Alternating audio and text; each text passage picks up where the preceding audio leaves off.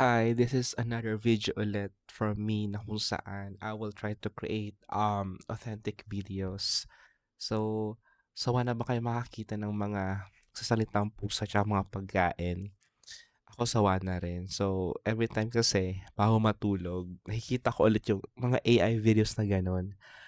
Um, okay naman siya somehow entertaining kaso every time I browse my social media, palagi ko siya nakikita. So, I feel like there should be a movement na parang baguhin natin yung trend na yun. It's not AI that will create videos for us. But others kasi naniniwala sila na maganda yung gamitin yung AI to promote their products and services. But I don't see the authenticity talaga, promise.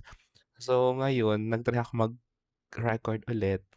Wala tong script.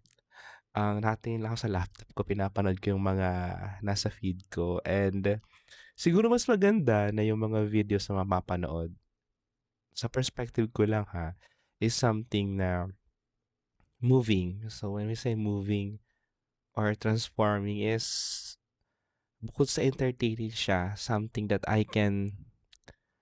um, something that people will see na talagang may transformation na mangyayari. I just don't know. Maybe the reason why we are watching videos or consuming content online is for us to be entertained, lalo na kapag maraming mga ang nangyayari sa buhay natin where we get tired of working the whole day, then we just grab our phones and scroll and watch and like, parang ganun. Pero nawawala na yung era dati na you just watch video just to be, parang gusto nating ma-inspired. Gusto nating makakuha ng idea. And yun talaga kasi yun eh, yung pagbibigay ng value when you watch something online.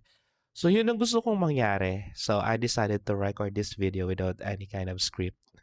And I feel like mas relatable kasi yung mga kwento na mababanggit natin or kung sino man gusto mag-start ng video sa tulad ng ganito. So, this is me just um with a bare background. Hindi ko pa naayos yung mga gamit dito.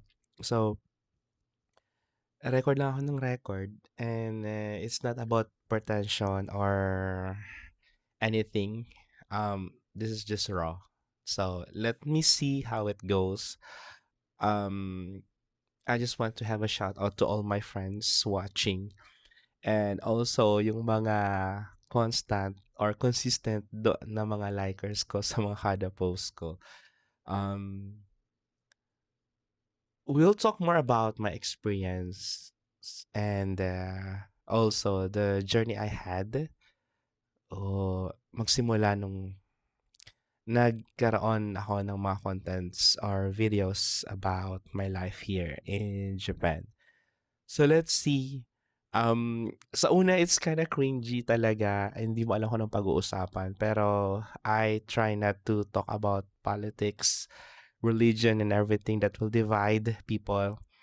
I'll be more on talking about self-development, how to become productive. So yun lang. And if you like this video, please send like, mag-comment na rin kayo. And then, yeah, I'm just excited to the things na mangyayari. And wala tong edit. I decided to make it 5 minutes and yun lang.